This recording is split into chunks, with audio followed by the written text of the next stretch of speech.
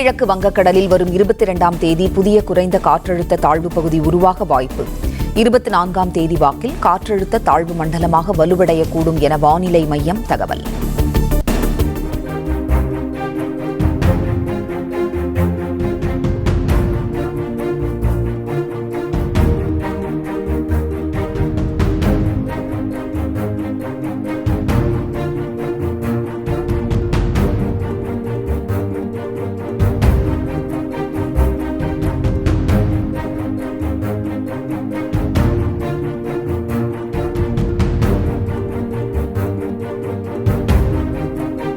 Play store மற்றும் app ஸ்டோரில் இருந்து பாலிமர் செயலியை QR கோடு மூலம் பதிவிறக்கம் செய்யுங்கள்.